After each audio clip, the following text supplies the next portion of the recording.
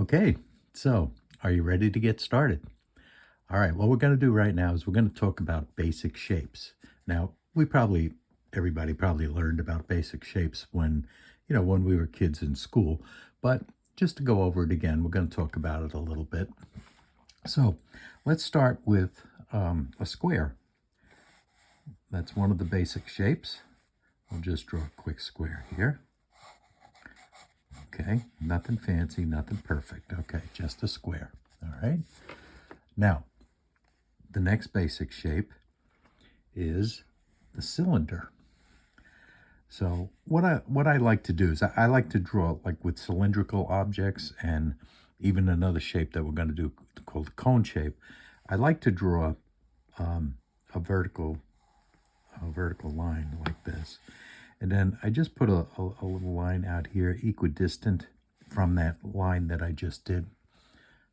So that's where we're going to put the top of this cylinder is going to fall into that space. And we bring down both sides, again, equidistant from the center line. And there's actually another, if you could see through the cylinder, you would see this piece of the ellipse. You'd see it through there, but of course, if it's a solid cylinder, you're only going to see the bottom part. And that's basically your cylinder. Now, if we do the same thing and draw a line again, we're going to do the cone-shaped shape. So again, we're going to put some dots out here. And that's just my method. I mean, you don't have to do that if you're comfortable with just drawing an ellipse and doing it that way. That's fine. I do it. Yeah, I've been doing it this way for years, so I just keep doing it. It doesn't matter. It's not that one way is right and one way is wrong. There are ways of doing things that are going to become your way of doing things, whereas I have my way of doing things. So I can show you my way, and you'll, eventually come up with a way that you're comfortable with, and that's fine. So again, let's do an ellipse.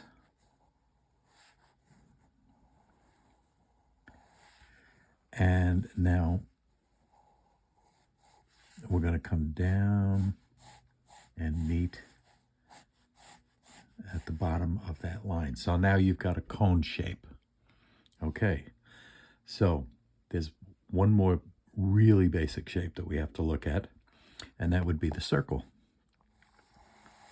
So I'm just going to draw a quick circle here.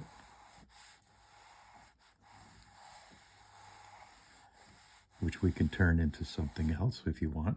So really we're working with four basic shapes: square, cylinder, cone, and circle.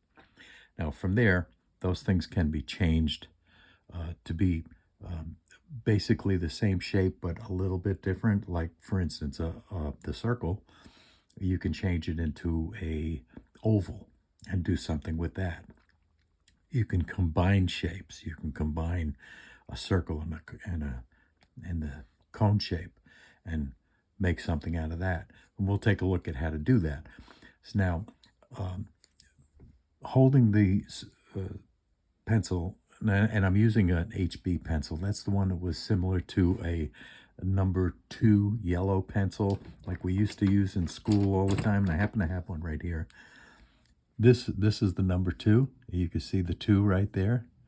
And the HB and the 2 are very similar. So if you didn't have an HB, you could always use a 2. It's going to give you the same effect. So let's take a look at the way that most artists hold a pencil. And again, it's not that one way is right and one way is wrong. You may hold a pencil when you're doing a circle one way. You may hold the pencil a certain way when you're doing a square, when you're doing straight lines. So this one is more in the palm of the hand, as you could see. It's down into here, and some artists will do circles and things like that. Another method is to hold it more in the writing position, which I was just doing, and draw that way. So that's two of the main ways of holding a pencil. And you may develop another way that you like even better. But again, no wrong way, no right way. But the thing to remember is when you're holding, no matter how you're positioning your pencil, you don't want to just go from your wrist like this. You want to get your arm into it more, like from at least the elbow down, because that will help your lines flow. No matter what it is that you're doing, you get smoother lines and crisper lines, and it'll just look better.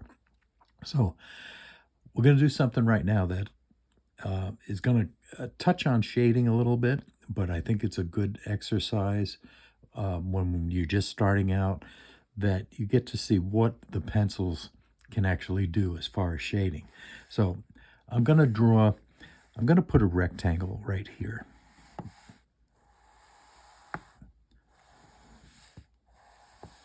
And I'm going to divide it into 3 boxes. Okay. Now, in the first box, I'm going to go to the 2B pencil, which is it is the soft pencil. It's the hardest pencil of the soft ones, if that makes sense. Right after the HB, which is a combination of soft and hard. It's neither really soft nor hard as far as the graphite goes. The 2B is the soft pencil, but the 4B is softer yet, and the 6B is softer yet. And pencils actually go all the way up to 9B, which I don't think I've ever really used, because I guess I just didn't feel the need to go all the way up to a 9B. So we're not going to get involved in that right now. But what we want to do is, you are going to get involved in shading at some point. So if you take your 2B pencil and just draw a rectangle like this and divide it into maybe 3 fairly equal sections. Now, hardly using any pressure. Now, you don't really hear the pencil on there. If I was pressing really hard, you'd start to hear that pencil on the paper. I think the speaker would pick it up. So I'm just doing a very light, hardly touching the paper, just letting basically the weight of the pencil fall on the paper, and do a very soft shadowed section. Now, I'm going to take my 4B, which is the next softest one, and I'm going to come in, again, without much pressure, but you could see that it does come in a little darker. I'm putting a little bit more pressure than I did with the 2B, but not a tremendous amount. You might be able to hear that a little bit more. The pencil actually on the paper. Okay, so, and I'm just doing this as a kind of a rough shading. I'm going to talk about shading in a little bit too, because once we get into the first drawing, I'd like you to have an idea of how the shading is going to work. Now, I'm going to go with my 6B pencil, which is the softest of the pencils that we're going to be using. And basically the 6B, because it's the softest of what we're going to use, it lays down more graphite in here, and it gets darker yet. So again, using not really heavy pressure, you can see that it's changing. It's going to be the darkest square that we have. And you can hear it a little bit. I'm sure you can hear that. But it's not, I'm not really putting a lot of pressure on this. So when you want to go with darker shadows, you use your softer pencil. I always like to start here. So this is the 2B, 4B, and 6B. So I like to start with the 2, and then go in when I need a little deeper shadows, I go in with the 4, and then when I have to really get dark, I go in with the 6. Now, if you want to really get dark, I'm just going to do a piece here on the end. You can see that if you put a little bit more pressure on that 6B, you can get a nice darkness there, and you lift up on your pressure as you go along, and it can lighten right up for you. See, now you start to ease up on the pressure, and it kind of blends into that. Now, that can also be blended. If I could find my blender, my blending stump, which is here somewhere. I had it a minute ago, and I think I dropped it, but oh, I think I just found it. Okay, I do want to show you what a blending stump does. Now, this is the blending stump, and you can see that the tip of mine is pretty dark. That's from using it to do just what we're going to do now. We're going to blend this graphite along here, where you can get a much smoother blend by rubbing your blending stump over what you've got, and you see how that changes that. Now I'm going to go this way. I'm going to blend this 6B into the 4B, and it'll lighten up on this end, it'll darken up on this end.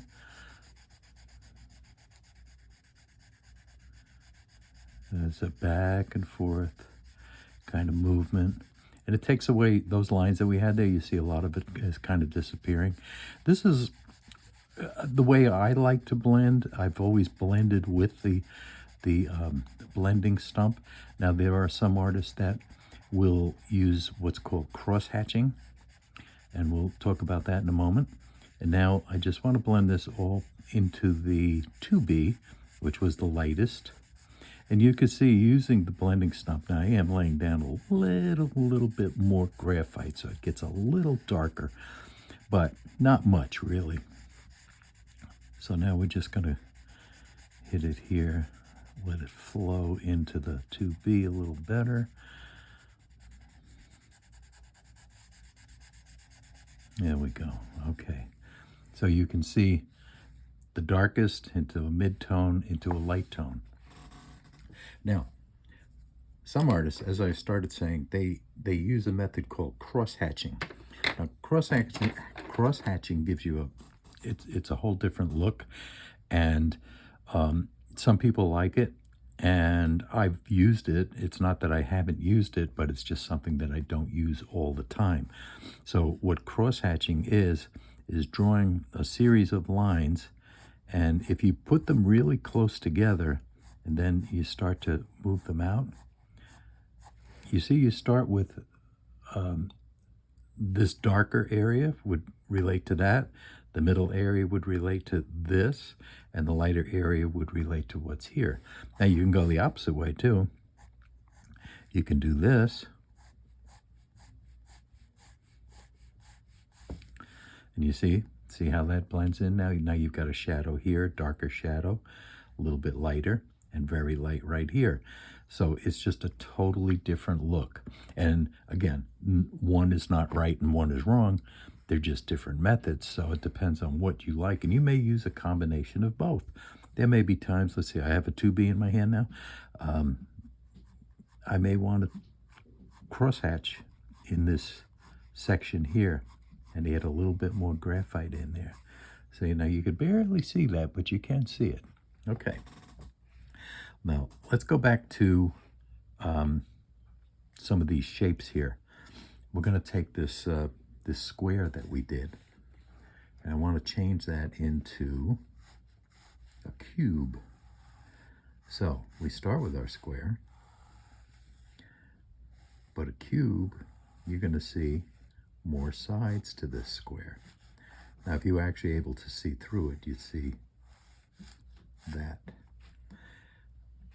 But if that square is not see-through and it's getting hit with light, you know, this will be your shadow side here, so you're not going to see anything through it. This is almost like it was a plexiglass tube, square rather, cube. That's what I meant to say, cube. Okay, so now what about our cylinder? Okay, let's take our cylinder. I'm going to just freehand this one. Just going to put a cylindrical, the ellipse up there. let's bring this down this way, and put the bottom on it there like that. Now, let's put a little lip on it here. You can see. We could also put a label on it,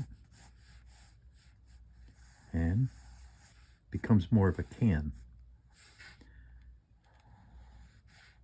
Again, this would be the rough sketch in order to start drawing something. You go back and you refine it later as to how you really want it. Now, let's say we take our cone shaped here, and we'll do another ellipse. It'll be the top of the cone.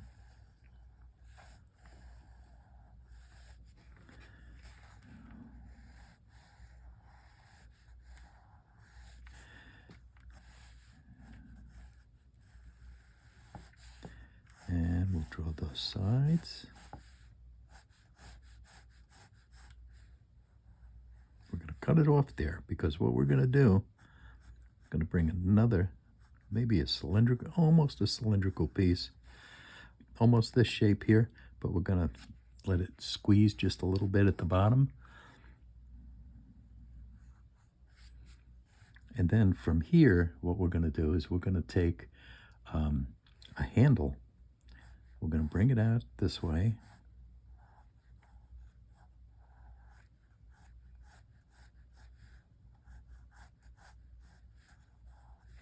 So what we wind up with is more of a funnel, which we probably all have around our homes.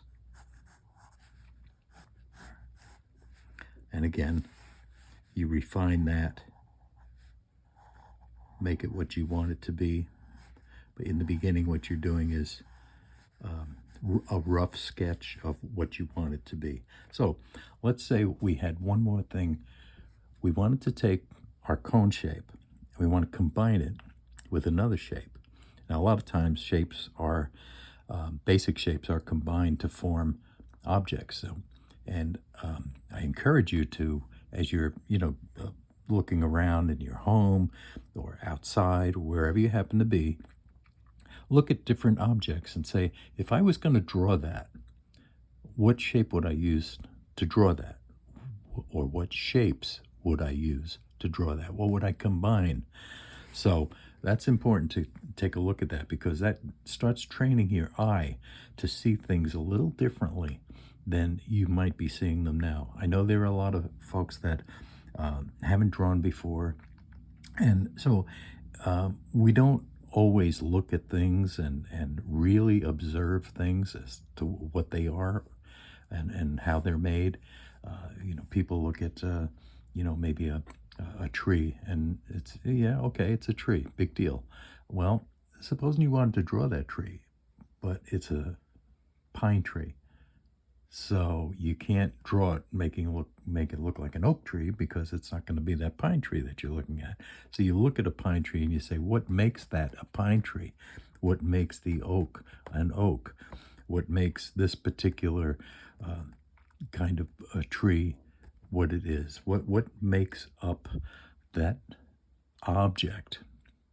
What is it really that you got to look at? So you start looking at things through the eye of an artist. You start breaking it down, and you say, if I'm going to draw it, or if I'm going to paint it, if I'm a painter, what do I have to do? What shape do I have to use? How am I going to shadow it? How is the light affecting it? You look at all these little things, and I know it might sound like a lot right now, but it becomes second nature to you, because my students always used to tell me, yeah, you're right. I've started looking at things in a whole different way, and there's things I never really noticed before. I says, now you're getting it. Okay, so let's take our cone again. We'll do something real simple here. So we're going to draw this cone shape one more time. Okay, I'm going to draw that line down here. Get that going down that way. Okay. All right. So I said we were going to combine it with something else. So what's a good thing to combine it with? Well, we could combine it with that circle. So if we put that circle inside the cone now, and we do a little something like this, what is that starting to look like? Kind of makes you want to have an ice cream, huh? So there's two shapes combined together that create a whole different thing. Now, one more down here. I think I have some room here. We're going to do that. If we take the circle, we didn't really do anything with that except make it a scoop of ice cream. But if you have a circle, you can turn it into, I'll do something over here. You could turn it into more of an egg shape rather than a circle. We can alter the shape as you need it, or we could put a little indent here, bring it around and around. Now I'm going to take my blender and I'm going to put a little shadow right here, and you can see that blender almost acts like another pencil when you get enough graphite on that tip. So that's why sometimes what I used to do with a brand new blender, I'd lay down some 6B and I'd rub that blender in there, because that's when it really works. It's for blending, of course, but it's also for shadowing, which we'll get into in a little while. So let's put a little stem on here, maybe a leaf, and our circle now becomes an apple, as you can see. So there's all these different things that we can do. And that's the start, how you start things with a basic shape. Now, let's just take a look at shading a little bit. Let's take these two objects right here. I'm going to move this over a little bit. Let's say we have light coming from, and that's the other important thing. When you start to shade, you have to know where your light is coming from. Is it coming from the top? Is it coming from a side? And which side is it coming from? Because that's going to affect how you shade things. So if we take our ice cream cone first, let's say our light is coming in that direction. Okay, right there. Okay, so that means that this part of the ice cream scoop is going to be in a little bit of shadow. Now I'm going to take my kneaded eraser. Here's that well-used kneaded eraser I showed you earlier in another video.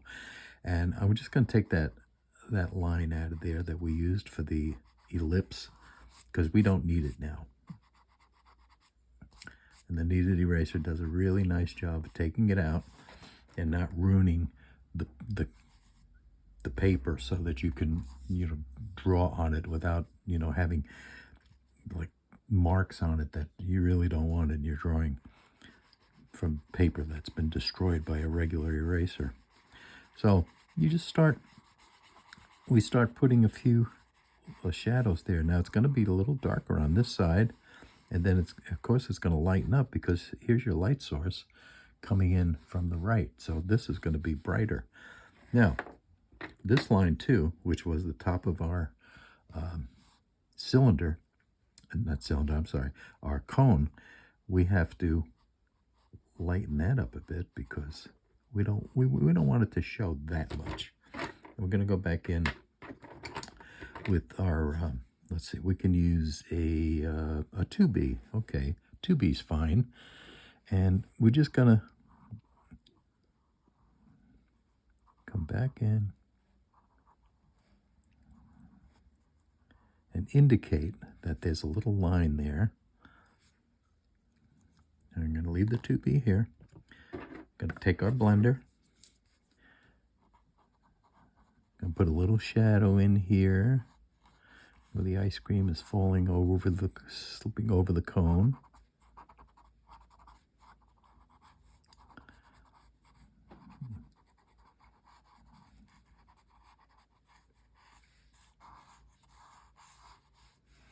And then the cone itself, now you know how the ice cream cones are. They've got these cross hatches in it that are raised a little bit. So they're going to catch a shadow also. So if the light's coming from here, this one's going to be down there. That side is going to wind up in shadow.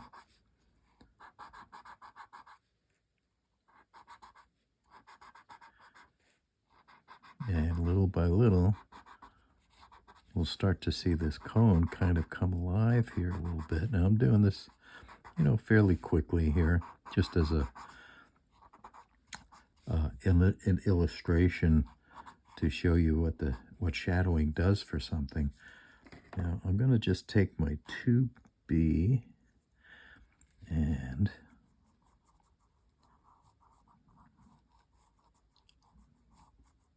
just going to add a little texture in here.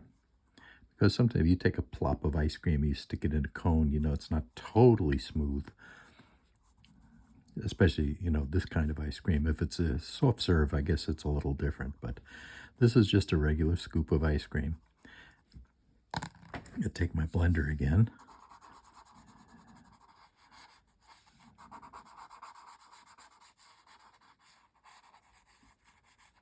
Okay, now let's also put a little bit of shadow down into here.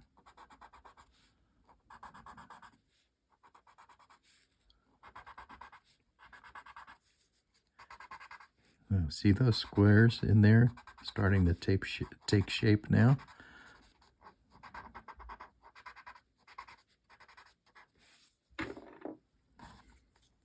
And we could take our 2B.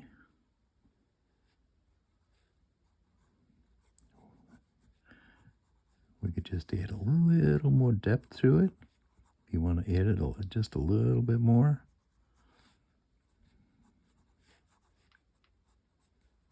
Now again, this is just a very simple illustration as to what you can do with the different shapes. I mean, you'll find a lot of different things as you look around and you get used to looking at the shape of things. You're going to see a lot of things that you can do, but you can see how this starts to take shape just with the shadowing in it. Okay, let's look at the shadowing in this. This works a little different. Now, when you have a cylinder, here we don't have a cylinder, but we have we have a cone shape. Here's a cylinder, here's the cone, but the top is the same. When you have an ellipse and the top, an open top that you can actually put your hand into or put something into that top. If the light is coming from the same direction, and we're gonna say it is, so we're gonna make it come from there. Now what happens is, obviously, this side is going to be your darker side. This is going to be your lighter side. So a lot of times what I'll do is I'll take my blender and I'll just start working in a little bit of shadow here, and I'll lighten up my pressure a little bit as I'm getting toward the middle so that it pretty much fades out. And then I'll come back in and do a little bit more here, and again fade out as I'm reaching that center line. And I'll do a little bit more. Now we're going to darken that up a little bit because it's nowhere near as dark as it needs to be. But what happens here in the top? Something different happens when you have an open area there. Now that could be like in a glass, could be a cup, a jar, even this can that we have here. If it was open on top, it's going to do the same thing. And here's what it is that happens. Let's compare these two. Here, the light is hitting the ice cream on this side, so it's lighter. It gets a little darker as it goes to the left because the light isn't really there, it's on the right. But what happens when this light comes across the top of an open area, like a cup, like a glass, like this cone? The light comes across and it hits here. So you see, it's the opposite. Here we got the shadow on the left. Here we have the light on the left, even though the light is coming from the same direction. So why does it do that? Because this isn't solid. This is an opening. So the light skims across the top and hits it inside. This is the inside of the cone now. and it lights this area.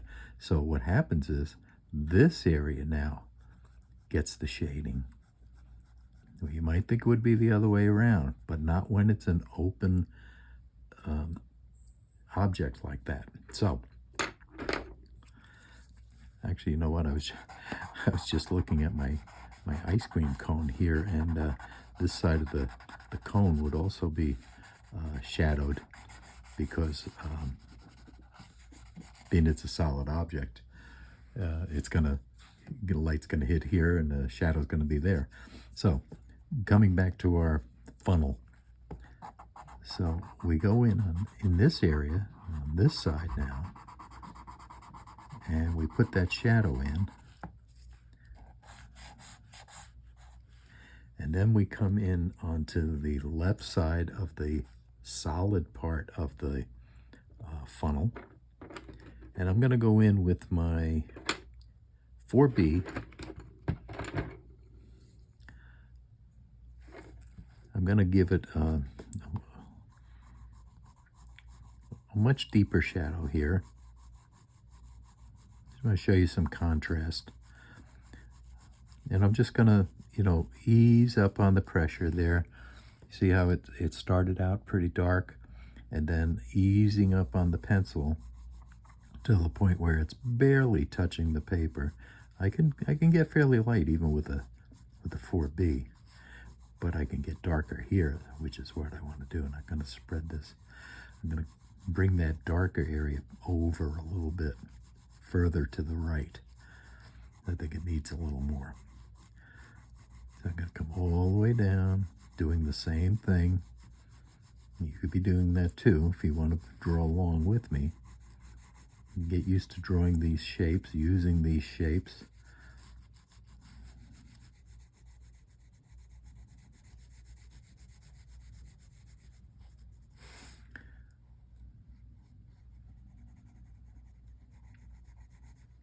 So there's the shadowing on that part. Now I'm going to deepen this right here.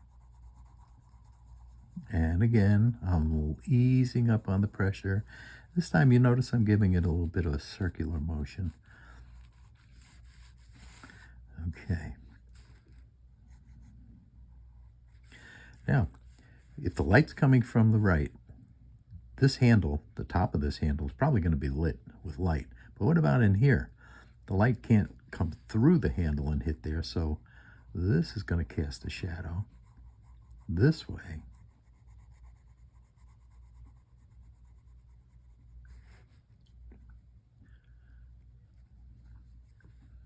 And we can put a little edge to that, because there's going to be a little thickness to that handle, so we'll just add another line coming down there like that. Okay, let's take our blender again, smooth this out a little bit. Like I mentioned, I kind of like to do the blending this way. You could do the cross hatching too if you like, but this is more my style, and I've gotten very used to it. I kind of like what it does.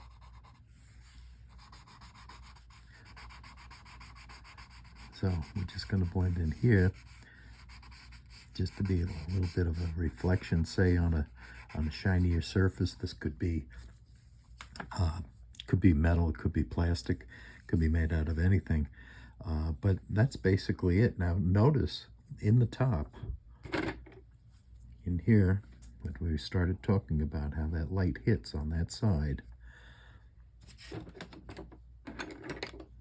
you just fix that. And drawing and doing the shadowing and everything it really is a give and take, because you'll lay down some graphite and then you'll say, well, you know what, I'm gonna take a little bit out of there. So you take it out and then you look and you say, no, I'm gonna get a little bit over there now. So it's not one shot and it's done. It's looking at your subject, realizing what's going on, where the light's coming from. See, we could put a little streak of light in there, and realizing where the light is coming from, how it's going to affect what it is that you're drawing, how it affects things differently from here to here. You see, it's a whole different look. You look at the shadowing here on the ice cream. You look at the shadowing here where you have an open top, as if you had a bowl, as I said before, a bowl, a cup, a can, a glass, a wine glass, anything like that with an open top. That's what's going to happen. So that's the real basics of shading and the basic shapes that you're going to use, and some of the shapes that we can combine with other things to make other objects, such as our ice cream cone. Now, if I was going to really do more work on the ice cream cone, which it does need, I would probably go in with my 4B pencil and let some shadow fall under here, because this has a solidity to it. It's a solid piece of ice cream going over the lip here, so it is going to cast a little bit of a shadow in these areas here. Again, now the shadow is to the left because the light is to the right. So the more you do, the more you can get it to look more realistic as you move along, as you shade more.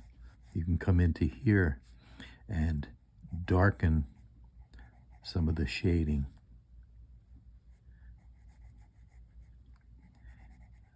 Which will, again, give your in this case, your ice cream cone, a more realistic look.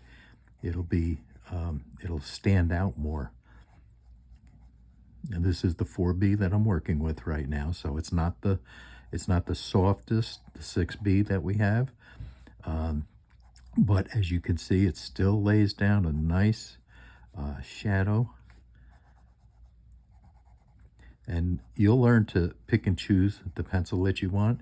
Now, if you use a 6 and you realize, I should have used a 4, it's kind of dark, you can use your kneaded eraser to take out some of the darkness that you don't want on the object that you're drawing. We'll probably do some of that later. One of the next projects, or the first project that we're really going to work on, is going to be a walnut. And we all basically know what a walnut looks like. You could picture it in your mind. But what we're going to do is we're going to really take a look at a walnut and see what makes it a walnut. That is a big difference between a walnut and other nuts. But we're going to take a look at that, and you'll see how to go about drawing that. So, could put a cherry up there too, if we wanted to, I guess, if you like cherries on your ice cream. Okay, so I'm just going to deepen this a little bit more here on this side, because that is the shadowed side. And you see, the more you do, you can bring more realism to what we've got going here.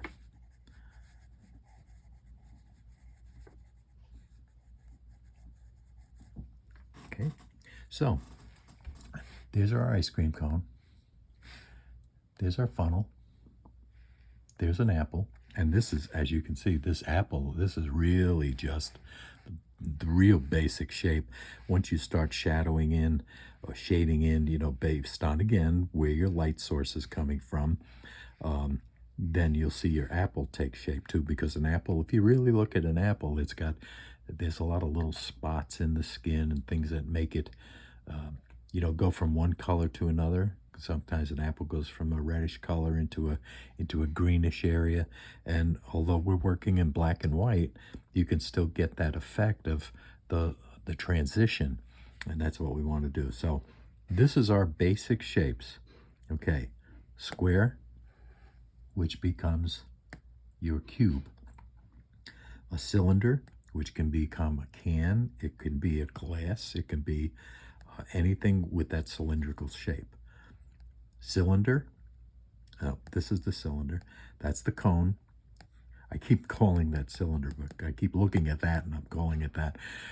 this is your cone shape, which we did use here twice. We used it to make a funnel, and we used it here to do an ice cream cone. And the circle, which, again, you can make it into a different shape. This is kind of the shape we're going to use for the walnut right here. And, or you could do it, it can be an apple, or it can be just about anything you want it to be.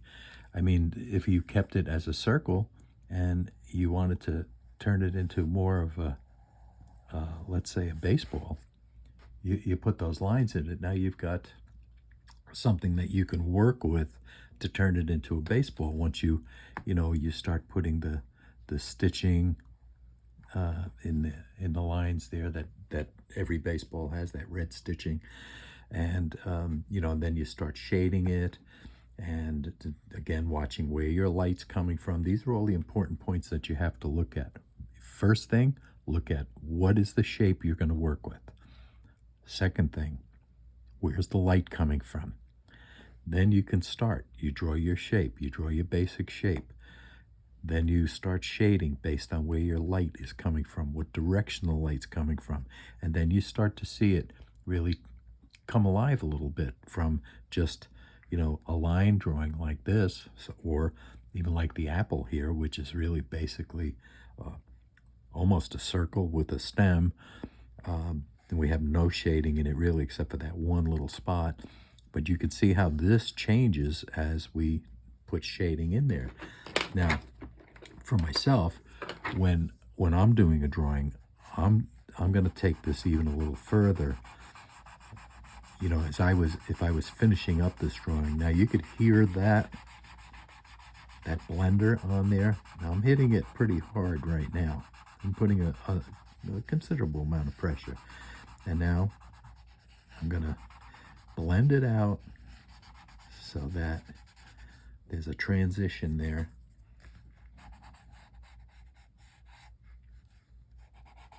You see, it does change the way it looks. It definitely changes the way it looks. Now, if you went a little too far, let's say you went over to the right a little bit too much, and that's where your light source is coming from. You say, "Oh, man, I didn't want to do that." Okay, don't worry about it. Just take your kneaded eraser and go in there, and you can pull. See how you could pull some graphite out of there and get the effect you want.